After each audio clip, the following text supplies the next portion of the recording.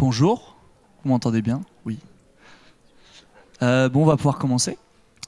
Au cours des dernières tables rondes sur l'enseignement supérieur et la formation, nous avons eu l'occasion de voir comment la low-tech peut s'intégrer dans un projet de société. Et maintenant, il nous paraît pertinent de se demander comment la low-tech peut être vue comme désirable et que les citoyens et citoyennes se l'approprient. Pour faire ça, on a choisi de se concentrer sur les récits et les histoires qu'on utilise pour se représenter le futur. Donc par exemple, moi quand j'étais petite, le futur pour moi c'était plutôt des voitures volantes et des voyages dans l'espace. Et aujourd'hui par contre, j'ai l'impression que c'est plus un effondrement à venir lié à la crise écologique. Donc face à ces deux récits un peu effrayants, on a choisi de raconter des nouveaux récits qui seraient soutenables et désirables. Parce que la low-tech, ça peut être vu comme un récit excitant. Un récit où on se ramène à l'essentiel, où on se substitue au maximum du matériel pour se concentrer, entre autres, sur les interactions sociales, sur la coopération. Et on peut alors... je reprendrai la phrase d'Antoine de Saint-Exupéry qui disait « La perfection est atteinte non pas lorsqu'il n'y a plus rien à ajouter, mais lorsqu'il n'y a plus rien à retirer ». Cette citation, elle décrit un nouvel idéal. Et comment le rendre désirable? Eh bien, c'est le sujet de cette table ronde. Donc, pour y répondre, on a invité Jacques Tibéry, Capucine Trochet et Pierre Berner. Merci beaucoup d'avoir accepté notre invitation et d'être là pour enrichir la réflexion autour de ce sujet.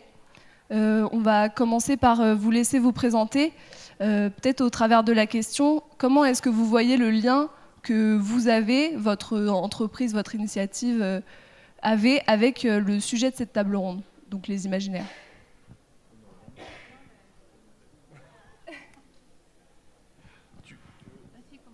Bon, merci.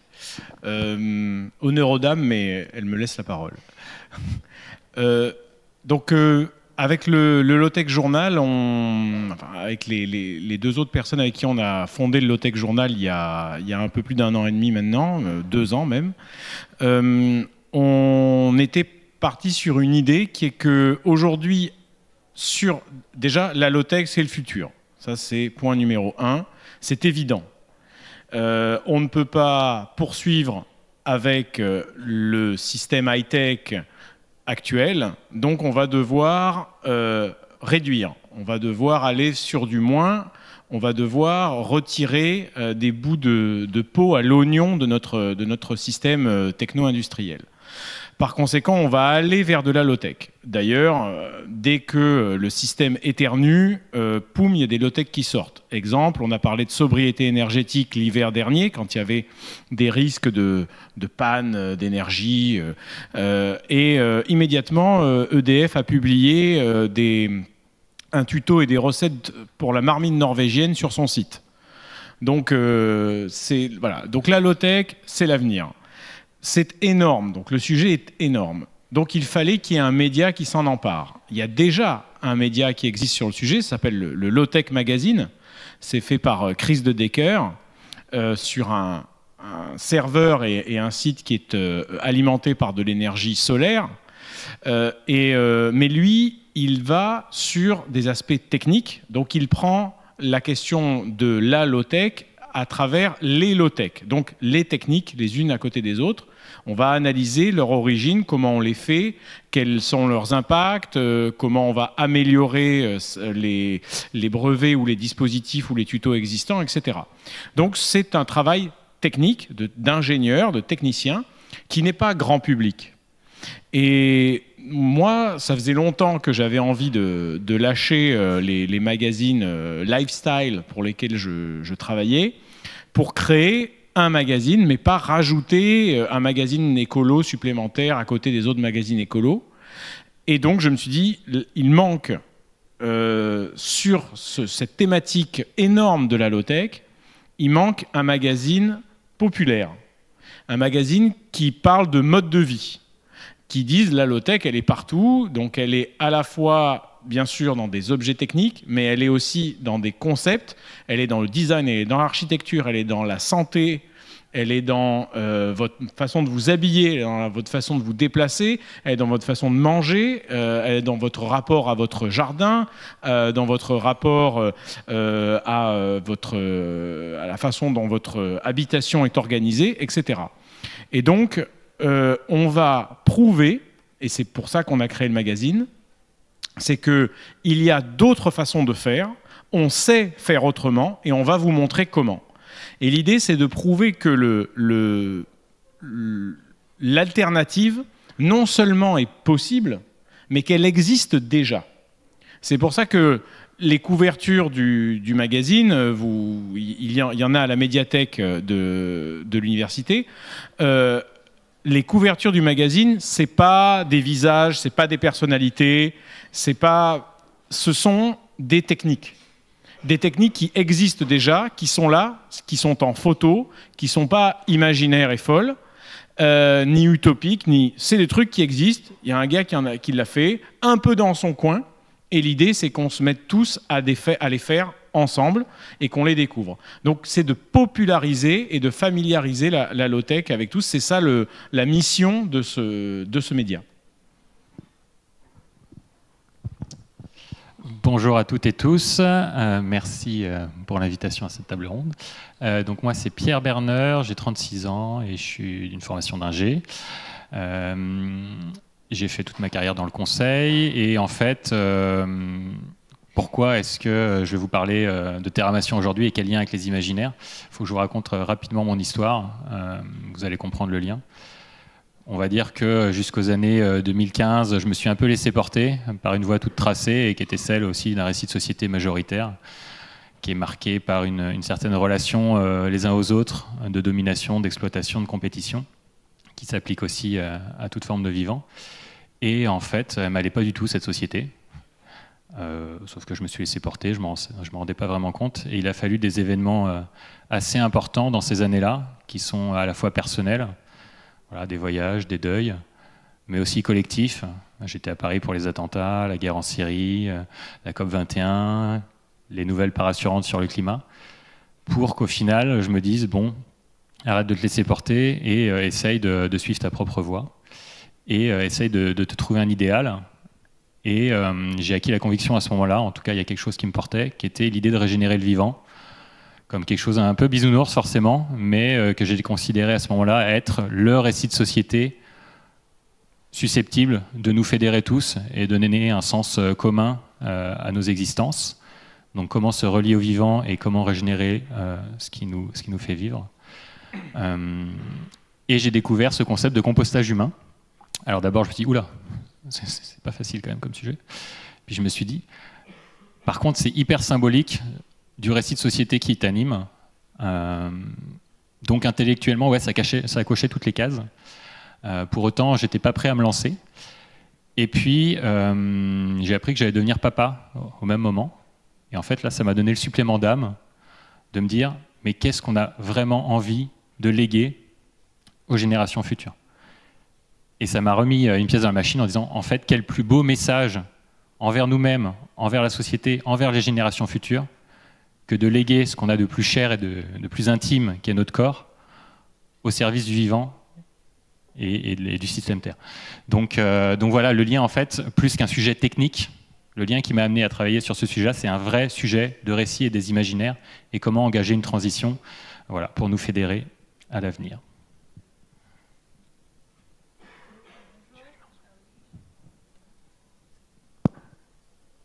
Bonjour, je m'appelle Capucine Trochet, je navigue à bord d'un petit bateau que certains peuvent peut-être connaître, qui s'appelle Taratari, qui a été fabriqué par Corentin de Châtel-Perron.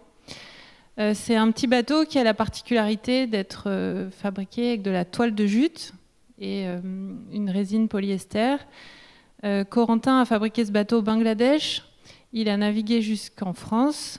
Et j'ai récupéré le bateau, j'ai fait un chantier et je suis repartie Méditerranée, traversée de l'Atlantique et de la mer des Caraïbes. 5 ans sur le bateau, une pause et maintenant j'ai eu des soucis de santé, puis maintenant je repars et j'ai un chantier à faire. Pourquoi ce bateau est low-tech?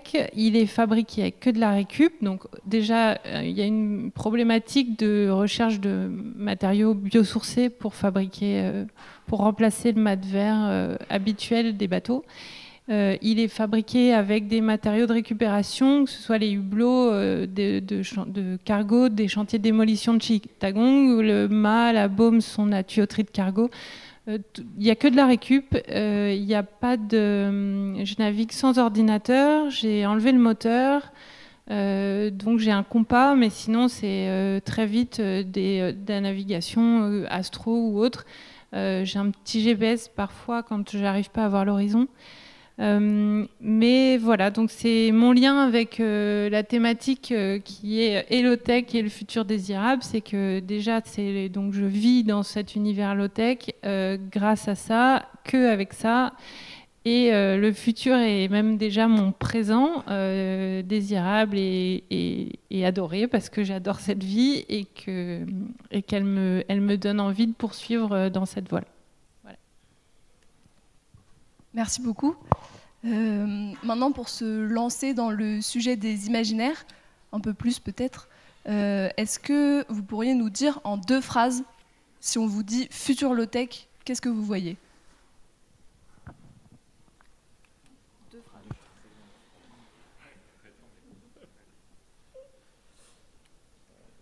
2 très longues phrases.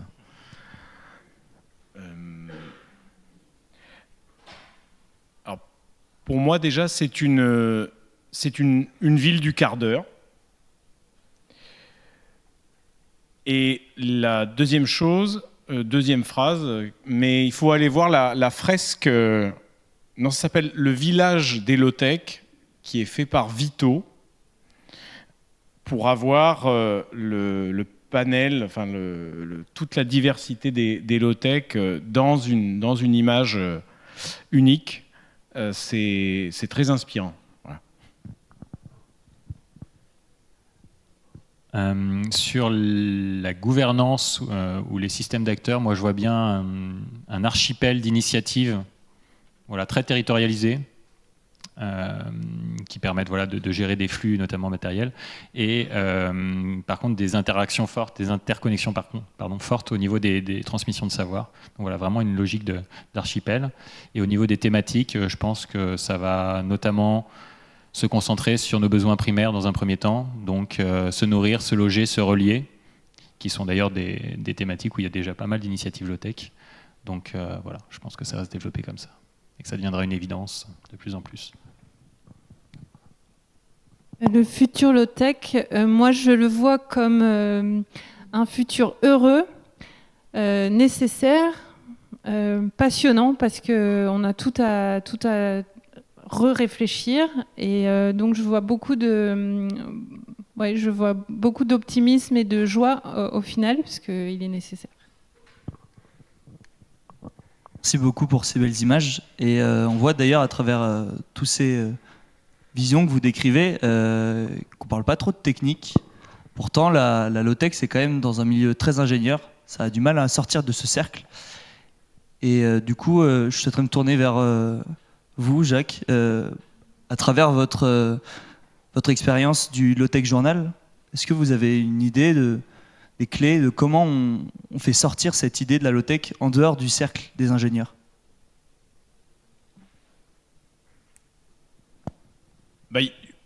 La première chose, c'est évidemment de vulgariser. Vulgariser, pour moi, c'est mon métier, hein. C'est vraiment le travail du journaliste, c'est de vulgariser un propos technique. Même si vous parlez à un comptable, le job du journaliste, ça va être de transformer la parole technique du comptable en une comparaison, par exemple, en une métaphore, en une image, en une idée qui est directement assimilable par le commun des mortels, qui va dire « Ah oui, c'est comme ça, ah bah d'accord », et puis il va assimiler l'idée. Donc, vulgarisation, mais vulgarisation tout en respectant quand même la rigueur technique afin de ne pas orienter les personnes vers des erreurs. Et ça, c'est le gros danger d'une vulgarisation qui va être hameçonnage, hein, clickbait, le but est de faire cliquer ou de faire fonctionner, de faire vendre du papier, etc.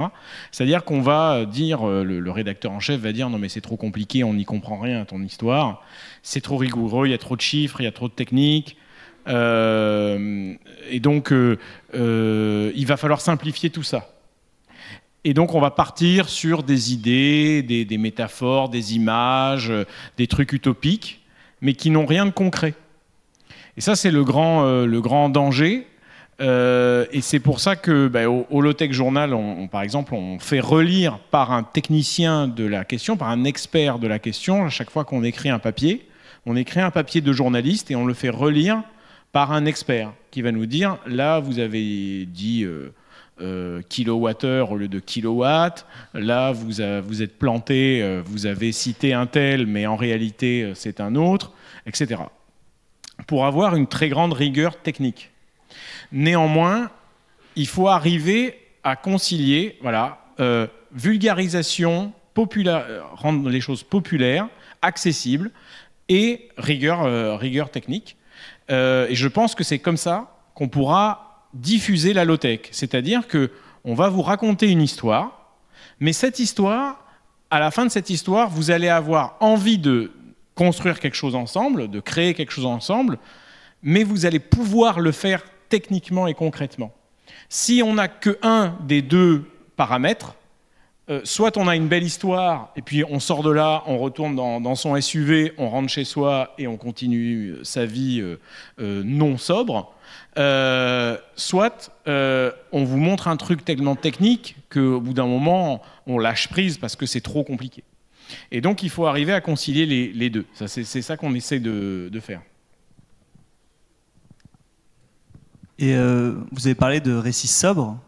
Et d'ailleurs, le mot sobriété, il est beaucoup utilisé dans les médias aujourd'hui, mais c'est souvent associé, donc par exemple, au travers des instances gouvernementales, il est souvent associé à une sobriété sous contrainte. Cela peut être des contraintes liées aux ressources, liées à l'eau. Et maintenant, je voudrais me tourner vers vous, Capucine. Est-ce que vous ne voyez pas une autre manière de raconter cette sobriété ? Si, tout à fait. Moi, je pense que la meilleure manière de raconter la sobriété, c'est de la vivre. C'est-à-dire qu'on parle d'imaginaire, mais quand on se retrouve en situation où on n'a pas accès à toute cette énergie, à toute cette consommation, à toute cette opulence de tout, et qu'on n'a rien, donc on part de zéro, et ben on n'a pas un autre choix que d'être créatif, et donc de réfléchir à des tas de solutions. Et pourtant, je ne suis pas ingénieur, mais j'ai pu réfléchir à des tas de solutions. Et quand on part d'une feuille blanche, il y a tellement de possibilités parce qu'il ne faut rien s'empêcher. Après, évidemment, on a des contraintes comme pour tout. C'est-à-dire que je n'ai pas accès à tel outil ou telle ressource d'énergie, mais j'ai 1000 autres choses. Et donc, je trouve que ça rend la contrainte beaucoup moins pénible parce que je vois beaucoup plus de choses possibles que de juste regarder la contrainte et la privation. En fait, je pense que donc pour raconter, il faut faire l'expérience. Il faut faire l'expérience pas seulement pendant 2 minutes à une machine à café, mais vraiment prendre le temps d'être patient, de bousculer l'énoncé quand on vous demande de réfléchir à quelque chose. Pas de réfléchir à trouver juste la bonne réponse, mais de se dire non, il y a une meilleure question à poser et pour ça je peux le vivre, et en faisant cette expérience on sera tellement convaincu que la contrainte pour moi n'existe plus, parce qu'au lieu de voir juste tout ce qu'on n'a pas le droit de faire, c'est tout ce qu'on a le droit de faire, de s'autoriser. Voilà. Merci beaucoup. Maintenant, Pierre, vous nous racontez des nouveaux récits de sépulture. Donc on a un peu parlé de comment faire diffuser la low-tech au travers de plusieurs milieux, mais pour vous la question c'est peut-être plutôt alors, comment on fait pour changer une pratique qui est ancrée à ce point dans la culture des gens comme la sépulture. Déjà, j'étais en train de réfléchir à ce que tu disais, d'expérimenter soi-même pour faire la preuve.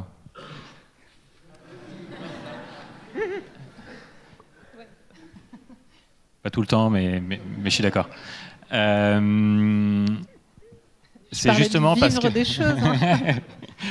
c'est justement parce que c'est une norme, donc un socle et reflet de société, qu'on a la conviction, pour le coup, côté Homo sapiens, que c'est important à traiter. Ça sera sans doute pas du court terme. C'est une révolution lente, mais bon, les arbres qui poussent font moins de bruit que ceux qui tombent. On est tout à fait là-dedans. Pour faire bouger une norme, nous on s'appuie sur 4 valeurs, et je pense que c'est ces 4 postures-là qu'il faut adapter.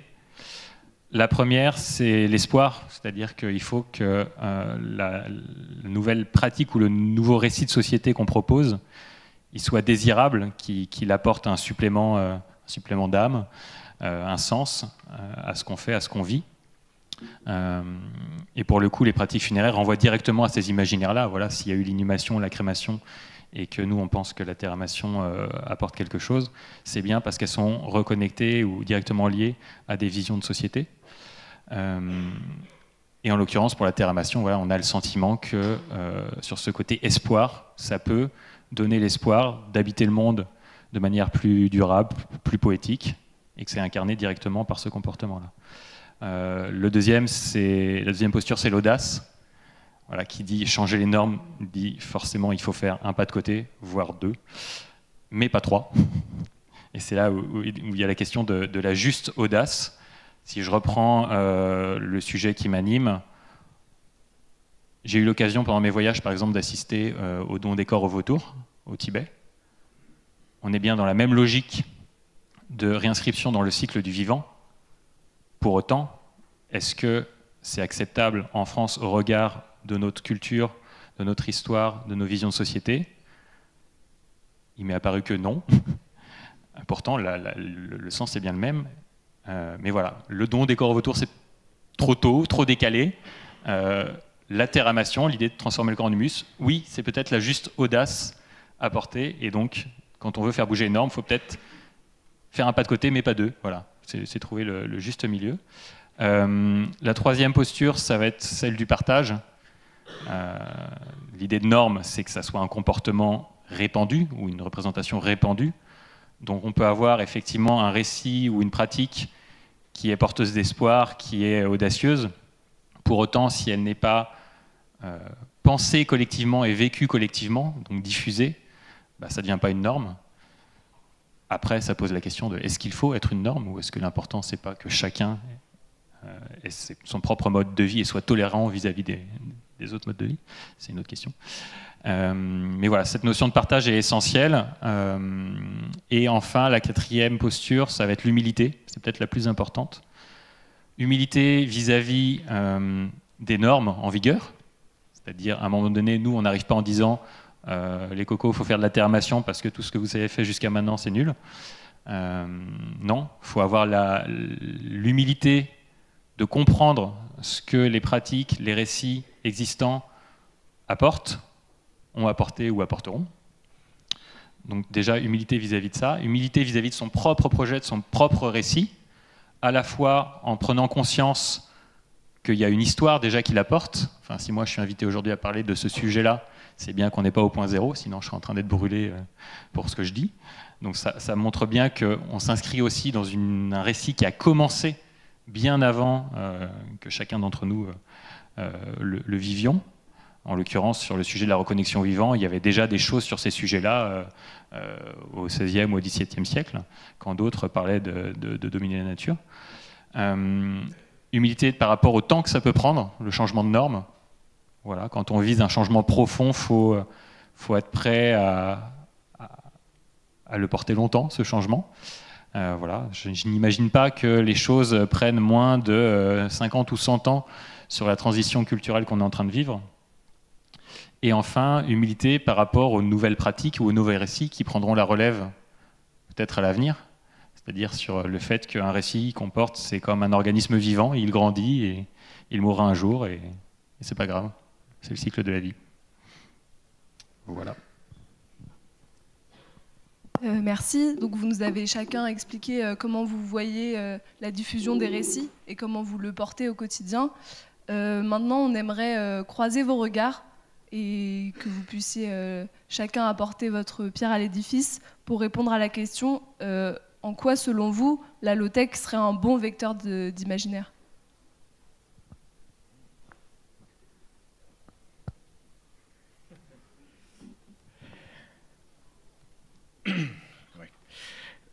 D'abord, je voudrais dire que il faut comprendre que en fait, ce qui se joue aujourd'hui, souvent, on parle de bataille contre le modèle économique, bon, pour le dire, contre le capitalisme.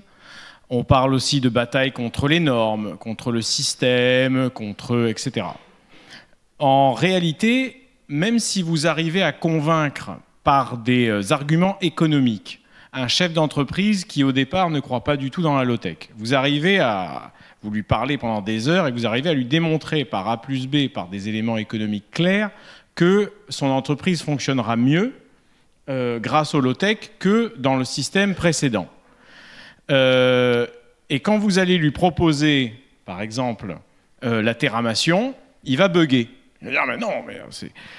Pourquoi? Parce que vous n'avez pas gagné la bataille des imaginaires. C'est-à-dire qu'avant de gagner la bataille de l'idéologie, vous avez une première bataille à travailler, à gagner, c'est la bataille des imaginaires. Si la bataille des imaginaires n'est pas gagnée, vous pourrez avancer tous les arguments, je dirais, rationnels que vous voulez, ça ne marchera pas. Donc vous prenez tous les Aurélien Barraud que vous voulez, et puis il va envoyer comme ça des chiffres horribles toute la journée. Tant que votre imaginaire il est dans le déni, il parle à des murs.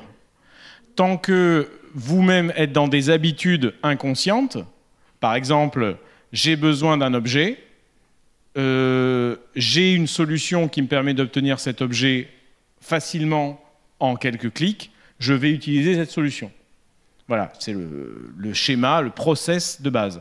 Si vous n'arrivez pas par, comme tu le disais, une volonté de vous créer des contraintes, même si elles n'existent pas, à vous dire « j'ai besoin d'un objet, eh bien je vais m'interdire de l'acheter en ligne et je vais essayer de voir si je peux l'acheter chez un commerçant local de Nantes », là vous vous créez tout un tas d'emmerdes, mais vous sortez du système en quelque sorte. Et vous sortez des logiques inconscientes d'un système consumériste qui travaille énormément notre psychologie. Et souvent, alors je dis j'ai une anecdote, c'est en gros, à mon sens, aujourd'hui, les grands patrons de grandes entreprises très polluantes qui ne réagissent pas quand Jean Nouvel leur explique des choses, Jean Jouzel leur explique des choses très pertinentes sur le Jouzel, pardon, leur explique des choses très pertinentes sur le climat. C'est parce que c'est comme, si vous avez des gamins, vous allez comprendre ce que je veux dire, c'est comme un gamin qui ne veut pas se brosser les dents. C'est-à-dire que si vous lui dites « mais brosse-toi les dents, sinon tu auras des caries », tant qu'il n'a pas eu de caries, ça ne marche pas. Parce que dans sa tête, il n'a pas reçu la douloureuse roulette dans la dent et il n'a pas ressenti ce que l'on ressent quand on passe chez le dentiste. Donc dans sa tête, quand vous lui dites « tu auras des caries », ça ne veut rien dire pour lui, ça ne l'impacte pas. Donc il faut arriver à trouver d'autres trucs. Alors il y a un risque, c'est que vous dites « brosse-toi les dents, tu auras 1 euro ». Ça, c'est ce que fait probablement notre système avec la RSE, avec tous les systèmes. C'est-à-dire, sois vertueux, tu auras des sous. Mais là, vous n'éduquez pas. Vous faites juste, vous profitez de l'appât du gain. Donc c'est trop simple. Donc il y a un concept d'éducation. C'est là où je voulais en venir. C'est que par la low-tech, la force de la low-tech, c'est que vous pouvez éduquer à l'écologie sans pour autant être dans des formes d'utopie ou des formes de révolution. C'est-à-dire, pas besoin d'attendre le grand soir pour être écolo. On peut très bien, en mettant en œuvre des choses chez soi, en adaptant son habitat, en adaptant sa mobilité, en adaptant son mode de consommation alimentaire, etc., son mode de consommation tout court, en réduisant, en fait, tout simplement, en entrant dans une frugalité énergétique. Voilà, on va chercher partout la frugalité énergétique, la réponse la plus frugale en énergie. Quelle est la réponse la plus frugale en énergie au fait que j'ai envie de manger. Voilà. Donc, et on va essayer de répondre à cela en partant de ce principe-là. Ben, grâce à la low-tech, on va s'auto-éduquer à un mode de vie plus écolo, sans entrer dans des démarches, des prises de position, ou dans des attitudes, ou dans des idéologies radicales. On va tout simplement modifier un certain nombre de paramètres de son quotidien, et ce ne sont pas des petits gestes. C'est ça où la low-tech est très forte, c'est que ça ressemble à des petits gestes, mais ce sont des grands gestes en fait. Ce sont des grands pas. Et quand, par exemple, vous dites j'utilise désormais un four solaire tube pour faire mes conserves, mais ça semble être un petit geste, mais ça va transformer beaucoup d'autres paramètres de votre vie quotidienne dont vous n'avez même pas idée. Et ça va impacter votre vie, et vous allez, et ça c'est la deuxième chose de la low-tech, c'est comme ce sont des objets qui existent, qui sont là, eh bien vous allez montrer aux autres, c'est ce que tu disais, vous allez être un exemple pour les autres. Alors on va se foutre de votre gueule, on va se moquer de vous. Voilà, moi je me suis offert ça à Noël, ça s'appelle un banana phone, voilà, on le voit dans Matrix 1. Eh bien, j'ai fait exprès de m'acheter ça, parce que comme ça, tout le monde se fout de ma... Mais tout le monde adore ce téléphone, me dit « Ah, il est génial ton téléphone !» Mais tout le monde se fout de ma gueule. Mais c'est exprès. Je suis un monstre, hein, je montre des choses. Et donc, on va soi-même être un exemple pour les autres. On va se faire moquer, mais à un moment donné, on va montrer aux autres que finalement, c'est possible, et finalement, on s'en sort assez bien. Et vous retrouvez ces comportements-là dans le végétarisme, vous le retrouvez dans beaucoup d'autres engagements qui sont écologiques ou qui sont sociaux. Et la low-tech, ça permet ces deux choses-là. Ça permet de s'auto-éduquer soi-même en se créant des contraintes qui n'existent pas, mais qui vont nous permettre de nous confronter à la frugalité, de nous obliger à la frugalité. Et la deuxième chose, c'est que par des objets qui existent, qui vont être là, qui vont être utiles, qui vont être utilisés, on va prouver que c'est possible par l'exemple, et donc on va peut-être essaimer et inspirer des gens.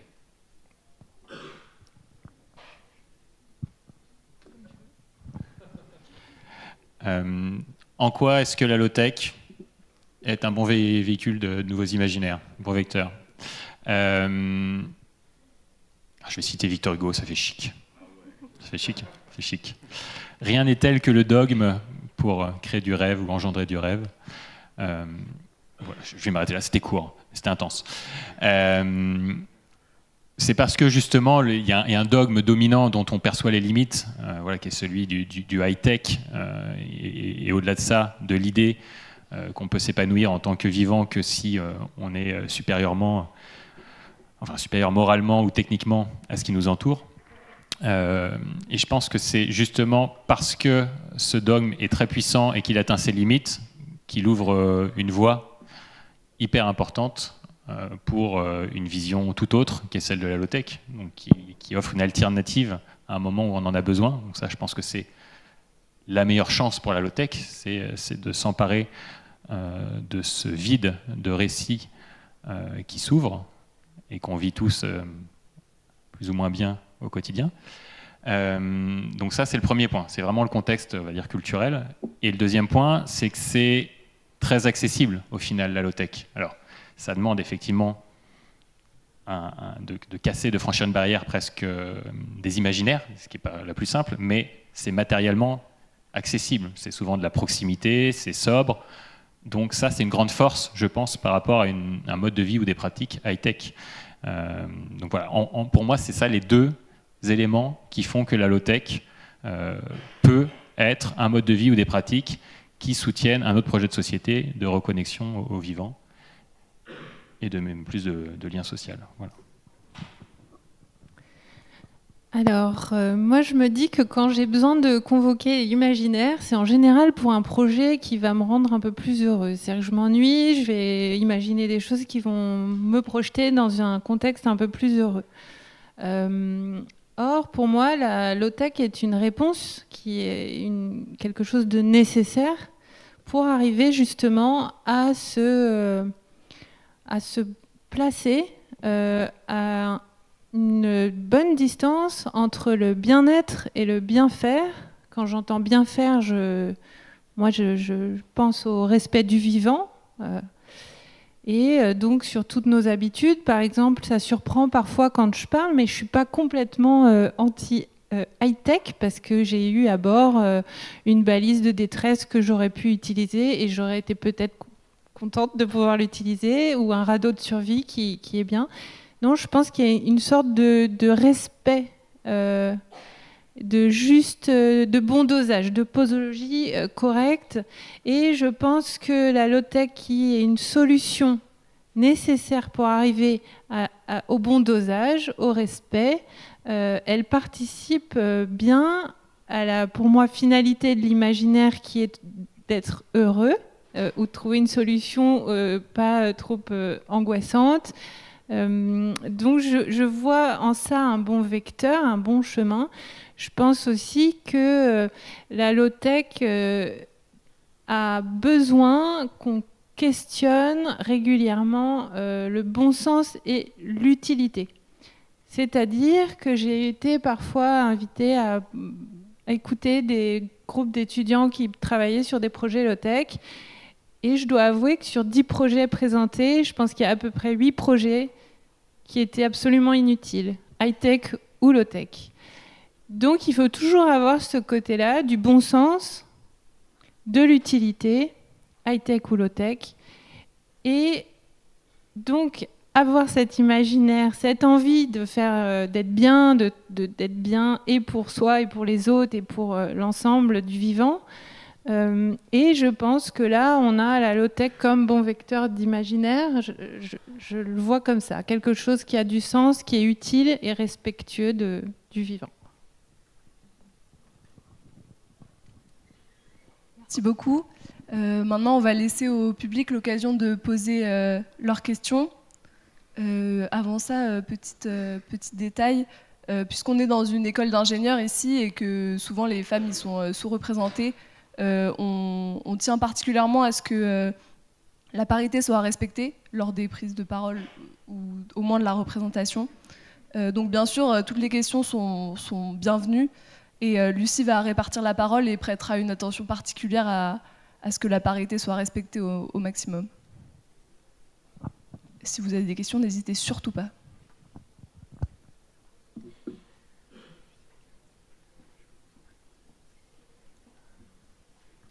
Bonjour Jean-Baptiste, je suis désolé, j'ai déjà posé une question à la précédente table ronde, mais j'en profite, j'ai le micro.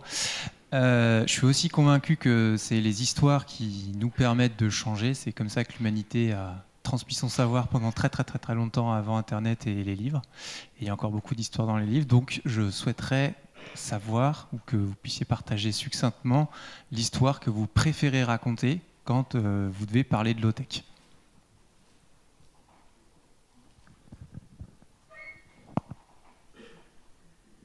Alors, moi, je prends la parole. L'histoire que je préfère raconter en parlant de low-tech, c'est à quel point vivre low-tech, parce qu'à bord de Taratari, il n'y a pas vraiment trop d'autres définitions. Et ben, j'ai jamais été aussi heureuse dans ma vie qu'en vivant comme ça. Donc, c'est une expérience que je peux partager. Je pense que ça ralentit peut-être qu'à bord de mon bateau, je vais moins vite. Mais ne pas avoir un ordinateur qui me donne exactement la route à suivre, ne pas avoir d'anémomètre qui m'explique combien... Je suis obligée d'être attentive, de sentir sur mes joues d'où vient le vent pour être au bon réglage, de comprendre le ciel, les constellations, et pour comprendre ma direction, de comprendre à peu près tout ce que du high-tech pourrait me donner comme information. Je n'aurais qu'à juste appuyer sur 2 boutons. Alors là, non, j'ai fait des micro-siestes en Méditerranée. Il faut se réveiller toutes les 10 minutes parce qu'un petit point sur l'horizon, c'est un cargo qui est sur ma position. Donc oui, j'ai pas d'alarme qui me prévient de tout ça, mais il y a une sorte de reconnexion. Et parfois, quand on vit assisté de beaucoup trop de ces hautes technologies qui sont confortables parce qu'elles nous font gagner du temps, en fait, on perd on perd comment dire, l'utilité ou l'utilisation de nos sens primaires qui sont et notre survie peut dépendre de ça. Il y a des gens qui m'ont demandé mais comment tu fais sans moteur, comment tu fais sans ceci. En fait, j'observe et plus j'ai avancé dans le temps et plus j'ai l'impression de découvrir, de tout comprendre, que la surface de l'eau m'explique qu'il y a eu telle dépression là, que les nuages, en fonction de... Enfin, j'ai eu l'impression de toucher à énormément de domaines d'expertise et qui finalement étaient lisibles. En fait, le message, je l'ai compris parce que je n'ai pas tout délégué à de l'instrument. Donc toutes ces histoires-là, de vécu, de sensations, c'est tellement fort à vivre et finalement pas si éloigné d'une réalité, parce qu'aujourd'hui, s'il y a tous les satellites qui sont visés par des attaques, en mer, on sera bien content de savoir utiliser une carte marine, un sextant et de revenir à la navigation astro. Et je fais même une petite parenthèse, mais tous les mathématiciens, les physiciens, tous ceux qui nous permettent d'avoir une position, une attitude, une longitude, étaient des scientifiques, mais aussi des philosophes qui ont à un moment donné accepté de remettre tout en question pour pouvoir voir la Terre sous une autre dimension. Et en bousculant toutes ces certitudes, ils nous ont permis d'aller vers autre chose de plus réaliste. Donc nous, on est un peu peut-être là-dedans. Et notre manière de pouvoir bousculer tout, c'est de mettre cette poésie, de revenir au sens primaire. C'est-à-dire pas rejeter le high-tech, mais son bon usage. Et cette expérience, c'était pas du tout succinct en fait. Voilà. On t'a compris. Alors il y a une histoire que j'adore raconter, mais elle porte plus sur les imaginaires que sur la low-tech. Je vais quand même la raconter. Il était une fois un jeune homme qui, ayant atteint ses 18 ans, partit de son village pour la première fois sur les routes. J'essaierai d'être succinct.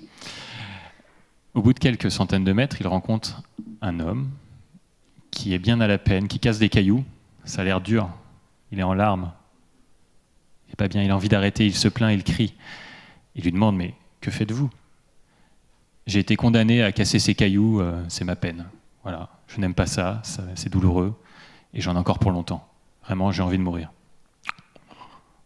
Pas rigolo. Bon. Le jeune homme reprend son chemin, il fait encore quelques centaines de mètres, et il voit un autre homme qui casse des cailloux. Il a l'air pas si mal. Voilà, il regarde ce qui se passe autour de lui, il a le sourire aux lèvres. Le jeune homme lui pose la question, mais que faites-vous? Je casse des cailloux parce que c'est de ça que je vis, ça me permet de nourrir ma famille, et puis je suis pas si mal à l'air libre. Ok. Bon. Et enfin, il continue son chemin et il tombe sur un dernier homme qui casse des cailloux. Et celui-là, il a l'air complètement exalté. Il passe un super moment. On a l'impression qu'il pourrait faire ça pendant des dizaines d'années. Il lui pose la question, mais qu'est-ce que vous faites? Moi, je construis une église. Je vous laisse méditer sur le sens.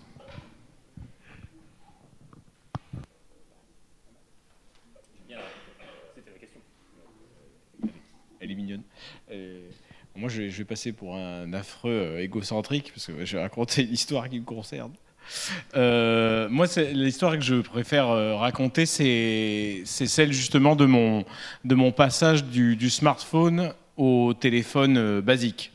Parce que ça marche à tous les coups, tout le monde a un smartphone, donc tout le monde s'est demandé à un moment donné qu'est-ce que je ferais si j'abandonnais ça, si je revenais à un Nokia 3210.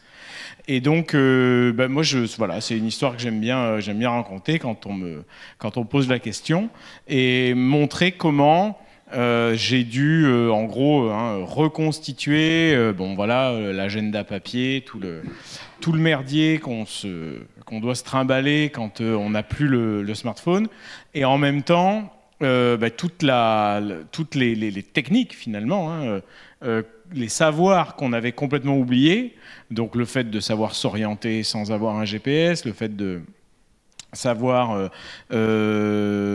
aussi avoir un rapport en fait à la communication qui n'est pas immédiat. Et donc voilà, je raconte cette petite histoire et ça marche très bien parce que à la fin, on voit que je ne suis pas un exclu. En plus, en tant que journaliste, je suis en permanence en train d'appeler des gens ou de recevoir des messages. Donc j'ai mon ordinateur à côté qui fait aussi le travail qui a cette fonction-là. Et le truc le plus drôle de cette histoire, c'est qu'évidemment, je me fais engueuler par ceux qui ont des smartphones parce que je suis trop lent. Je réagis trop lentement, je réponds trop lentement. Et ça, c'est quelque chose de très fort, c'est qu'il y a des personnes qui sont de l'univers de la low-tech ou qui sont de l'univers de l'écologie radicale, etc., qui me disent t'as pas reçu mon SMS là, je t'ai envoyé ça hier. Non. D'abord parce que moi, rédiger un SMS sur ce truc-là, c'est infernal. Donc, je l'ai lu et je me suis dit, je vais répondre à sa question et je vais lui écrire un email avec la réponse précise à sa question, sans lui envoyer un « OK, c'est bon, j'ai vu, etc. » Et donc, ça, voilà, c'est pour raconter qu'on a pris des habitudes qui sont inconscientes. Quand on envoie un SMS, on s'attend à ce qu'il y ait un emoji ou un truc qui revienne en retour. Et on commence à se créer des angoisses qui n'ont pas lieu d'être. Et en fait, depuis que je n'ai plus de smartphone, il y a le FOMO, le fameux Fear of Missing Out. J'ai été libéré de ça. Et c'est assez puissant comme sentiment quand on se souvient qu'on a été dans le Fear of Missing Out. Donc se réveiller le matin et puis checker Le Monde. On ne sait pas pourquoi, mais voilà, ce sont des choses dont je me rends compte m'être libéré, et donc c'est libérateur, quoi. La low-tech, c'est libérateur.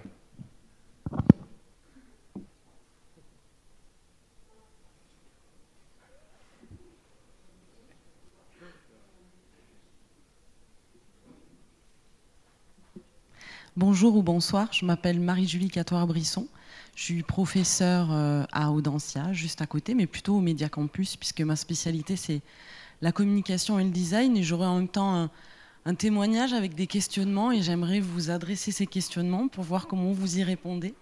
Je développe moi-même depuis quelques temps un travail sur les imaginaires du développement technologique. Alors bien sûr, non pas les imaginaires hégémoniques, mais bien ceux qui se veulent être alternatifs.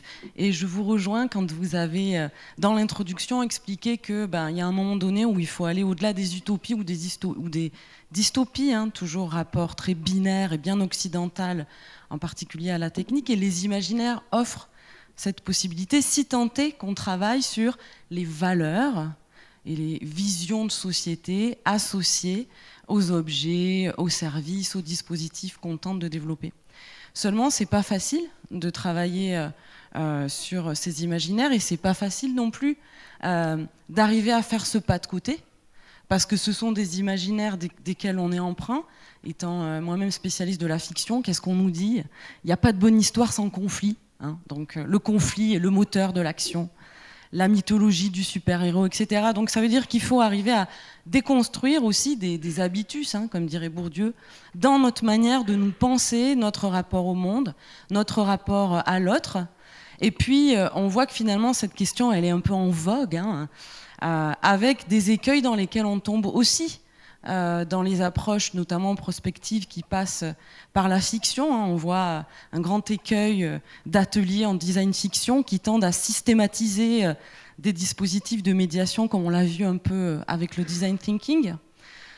Et pourtant, c'est un travail méticuleux dans l'interdisciplinarité. Pour notre part, on travaille autant avec des créatifs que des chercheurs, et cette interdisciplinarité, elle se construit aussi. Et puis surtout, on travaille avec autre chose que la raison, et c'est ce que vous avez souligné, Capucine, et qui m'a beaucoup touchée. Vous avez parlé de poésie, d'émotion. Moi, je rajouterais la narration. Vous avez parlé de sensorialité. Et finalement, ça, ce sont des éléments importants si on veut embarquer dans une transformation, finalement toucher la raison, mais aussi l'émotion. Donc j'aimerais bien savoir comment vous le faites dans vos projets. Est-ce que c'est justement en ayant dans vos équipes d'autres disciplines qui vont venir titiller ces habitus? Est-ce que c'est justement en faisant appel à d'autres voies, par la création, par la recherche-création, par la conception-création? Voilà, comment vous faites? et avec grand plaisir pour en rediscuter éventuellement plus tard. Merci. Alors, moi, pour partager ça, parce qu'en effet, il y a l'expérience qu'on vit de manière assez intime. Je suis d'accord que quand on fait cette expérience et qu'on est convaincu soi-même, tout est facile, on va dire, ou évident, ou en tout cas moins contraignant. Moi, j'ai choisi d'écrire un livre pour partager ce point de vue. Je dois quand même préciser que quand j'étais en navigation et que j'arrive dans des endroits, j'ai dû me heurter à une réalité d'être une femme dans un milieu d'hommes, et c'était assez compliqué aussi d'être d'abord d'avoir un point de vue considéré et pris au sérieux parce que j'étais une femme qui le racontait. Sur une étape où je n'avais pas de pilote automatique parce que le vérin avait brûlé dans la houle parce que le bateau n'a pas de quille. Bref, j'ai essayé des régulateurs d'allure, ça marchait pas. J'ai un ami marin qui est venu, on arrive à quai, tout le monde s'adresse à lui, et quand il dit qu'il n'en sait rien, c'est pas son projet, qu'il faut demander à Capucine, on dit quoi, c'est elle? Alors je suis là, et après on me dit et en plus vous êtes féminine, et des trucs. Et donc en fait, à partir de ce genre de petits détails qui n'est pas anecdotique parce que c'était systématique, j'ai eu besoin, j'ai du mal à être prise au sérieux parce qu'il y avait déjà un mépris qui existait. Donc déjà, il faut situer que je suis partie de la Ciotat en 2011. À ce moment-là, le mot sobriété, à part Pierre Rabhi, il n'y avait pas grand monde qui l'utilisait et il ne voulait rien dire à personne. Moi, je suis hyper optimiste parce qu'aujourd'hui, on emploie sobriété à toutes les sauces. On a depuis développé des low-tech, tout grandit. Alors évidemment, tout est déprimant et anxiogène, mais moi je peux dire qu'en 10 ans, je trouve ça génial de voir. Alors on a envie que tout aille plus vite, mais tout grandit. Donc il faut être patiente. Moi je m'étais dit, la manière la plus utile pour moi, c'est de me taire et de faire. Et ceux qui comprendront, s'y intéresseront, verront et feront. Parce que j'ai l'impression que c'est compliqué de faire boire un âne qui n'a pas soif. Et je partais pas gagnante parce que j'étais une femme. Et c'est pas une blague, parce que Corentin, qui a navigué avant, il était choqué lui-même de voir qu'il avait eu aucune de réflexion du genre sur ce qu'il entreprenait. Donc, je pense qu'il faut adapter le discours à ce qu'on fait. Après, moi, j'ai choisi le livre parce que j'aime les mots, j'aime la littérature, j'aime la poésie. Je trouve que les mots peuvent rester. Et cette approche aussi était d'une manière de dire que ne pas aller trop vite ou de refaire appel à ses sens, ça nous permet une connexion. Cette connexion, à quoi sert-elle? De se sentir, si je fais des raccourcis, c'est de se sentir faire partie du vivant. Et donc, d'avoir envie de connaître, et quand on connaît, on aime, et quand on aime, on a envie de prendre soin. Et il y a tout un cheminement comme ça qui est là. Et moi, j'ai, par le livre, voulu inviter chacun à faire cette expérience, parce que je reste convaincue que l'expérience sera la meilleure des prises de conscience et des convictions. Voilà, les grandes lignes.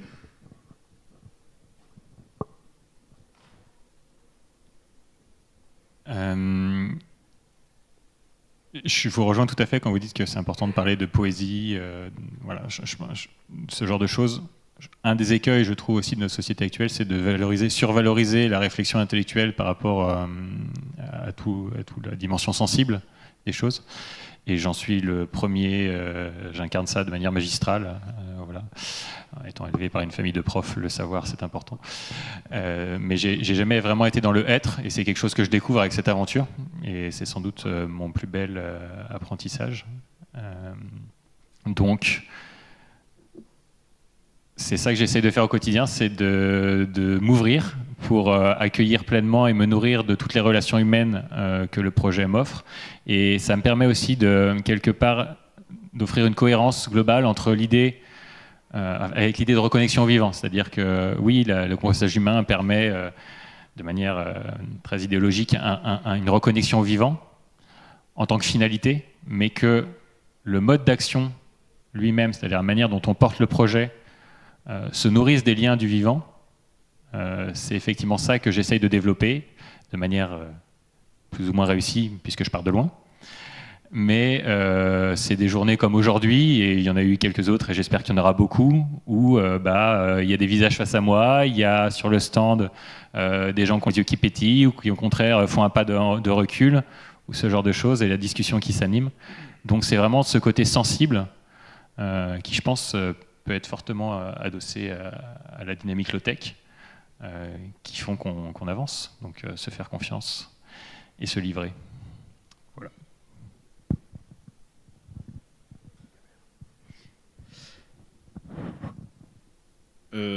Alors j'ai eu le temps de préparer ma réponse, merci.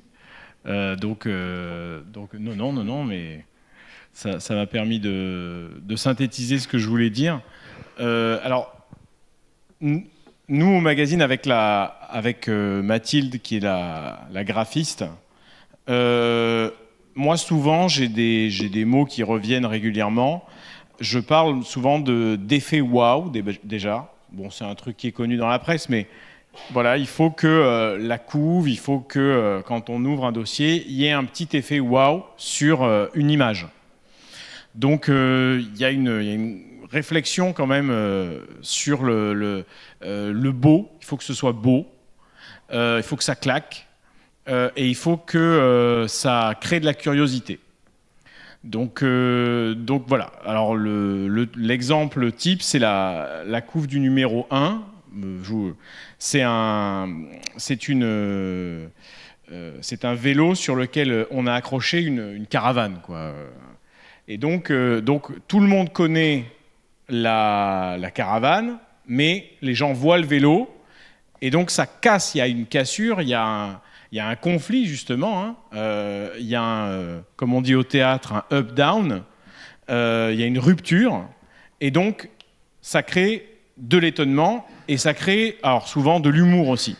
Ça, on utilise beaucoup dans le magazine. J'utilise souvent l'humour, des détournements. Voilà, on avait créé Madame Low-Tech.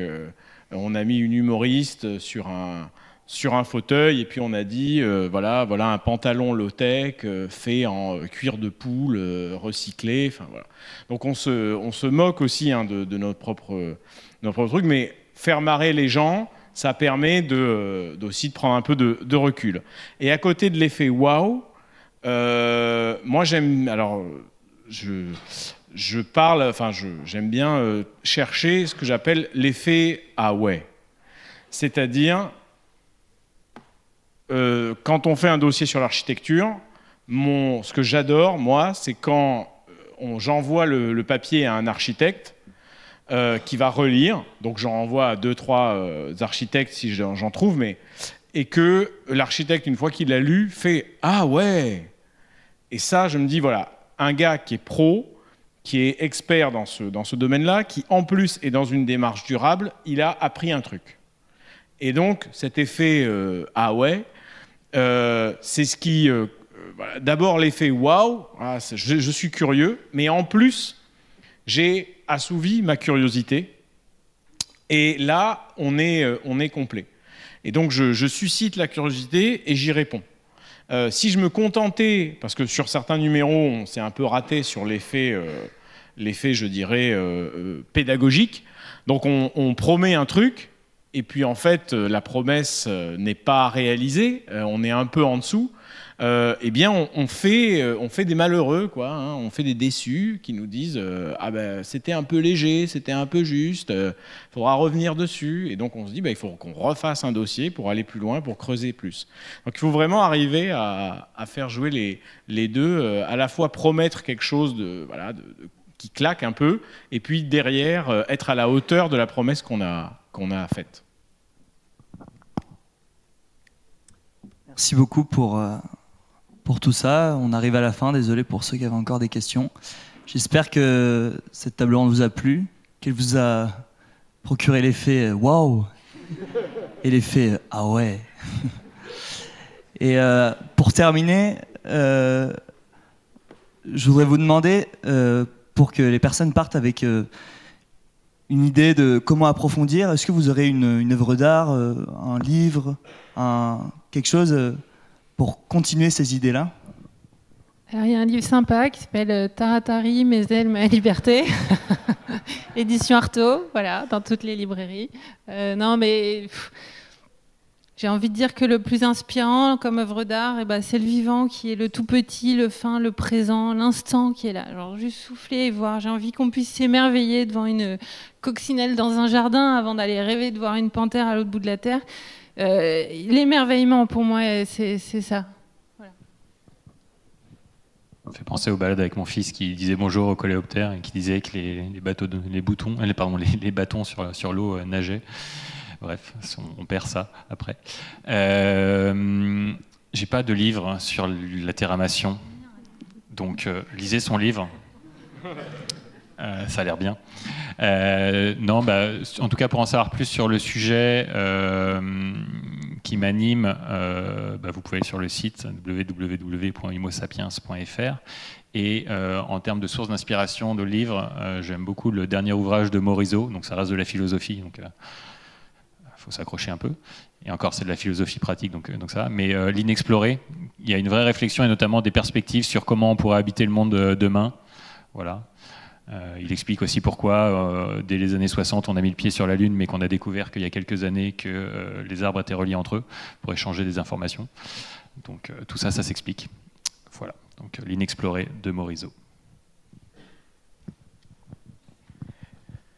Alors moi, il y a un bouquin que j'ai terminé récemment que j'ai trouvé génial sur certains aspects qui m'a beaucoup appris de techniques anciennes et qui m'a aussi beaucoup montré à quoi ressemblait un monde sans pétrole ni électricité. C'est Jean de Florette de Marcel Pagnol. Donc ça, voilà, je vous recommande. C'est excellemment écrit en plus. Il y a des descriptions magnifiques. Et en gros, ça vous montre un gars de la ville qui débarque dans la campagne provençale dans une année caniculaire de sécheresse et qui se met dans l'idée de gagner des millions et de faire fortune grâce à son petit terrain, à son petit lopin de terre. Et donc il a des projets plein la tête. Et donc on a le rapport quotidien à la nature de ces gens qui sont en permanence en train de lever le nez au ciel, en train de voir s'il va pleuvoir, en train de sentir s'il va y avoir, combien de jours de sécheresse il va y avoir, en train de calculer. Et ils sont en permanence dans une symbiose avec la nature. Ils se réveillent la nuit parce qu'ils entendent pleuvoir, etc. Et moi, je trouve ça génial parce qu'aujourd'hui, quand il fait pas beau et qu'il pleut, tout le monde dit « Oh, avec quel temps de chien !» Alors que moi, je suis super joyeux. « Il pleut, les gars !» Non, mais c'est formidable. Donc ça, c'est une première chose. Et puis, ça vous montre aussi la dureté de ce temps-là. Et ça vous montre que même si on est en mode low-tech, il ne faut pas être passéiste parce que ça vous ramène à un monde d'une dureté terrible. Et donc, il faut arriver à concilier le confort qu'on a aujourd'hui, dont on profite aujourd'hui, et la frugalité énergétique. Et finalement, c'est ça la démarche low-tech. C'est arriver à gratter là où on peut pour gagner en frugalité sans perdre ce confort et sans l'abandonner, parce que sinon, c'est une société extrêmement dure sur laquelle on va aller. Donc mieux vaut s'y mettre maintenant, afin de pouvoir avoir le temps de faire les choses progressivement, plutôt que de le faire quand il sera trop tard, en courant, et là, il n'y aura rien de bon qui pourra en sortir. Merci.